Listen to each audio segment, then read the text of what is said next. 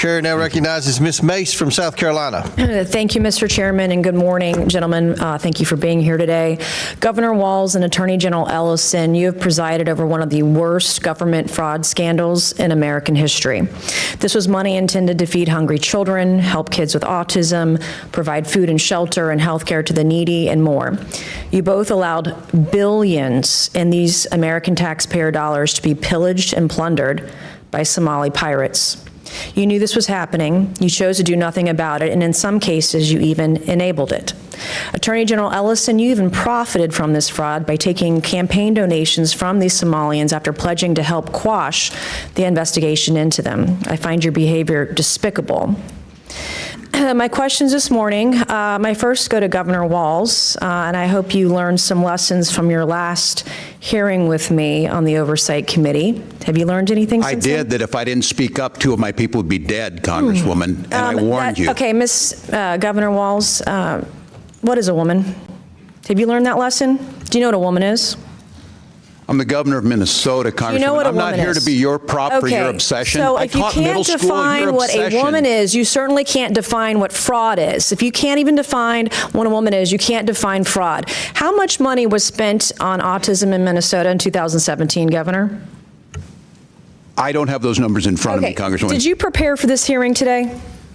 Did you do any preparation I take for this hearing Congress today? seriously. And you've seen the numbers about autism fraud in Minnesota. So we're going to do some Minnesota math with you today, okay? Are you ready? How much money was spent on 2017 for autism in Minnesota? How much? I don't know. I wasn't the governor. Okay. Did you not just say that you prepared for this hearing today? $1 million, okay? A quick Google search or using your AI could tell you $1 million was spent. How much money was spent on autism in Minnesota in 2024? I don't have the number in front of me. As Were you governor in 2024? I was, but I'm not the head of Okay, so your excuse before that you didn't know what 2017 autism numbers were because you were not governor, and today you can't answer the numbers about 2024 as governor, and you still said you prepared for this hearing today. It's unbelievable. $343 million was spent in 2024. What percent increase is that from 1 million to 343 million? What percentage increase is that? I'm not here to be your prop. Go ahead and tell me. Are you governor of Minnesota or not?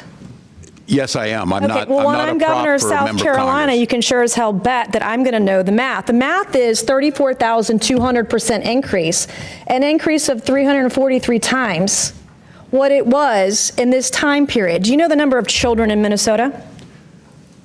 I know that Minnesota ranked as a top 3 state for children in the last year. What is the total population in Minnesota? 5.7 million. Okay.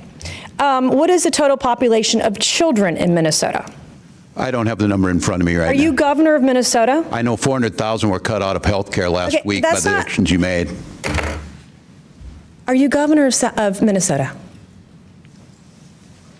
I am. And you don't know the number of children residing in Minnesota? I don't have the specific number. It's 5.7 million. That's your total population. What is your age? What is the age? 0 to 5? 0 to 19? You have approximately 1.2 million children in Minnesota. What I'm not age? even governor of South Carolina. Our population in South Carolina is 5.5 million. We have approximately 1.1 million children under the age of 18 in my home state of South Carolina, okay? As governor, I expect you to know this information. Thank God you're not Vice President of the United States. Do you know approximately how many children in Minnesota are autistic or on the spectrum?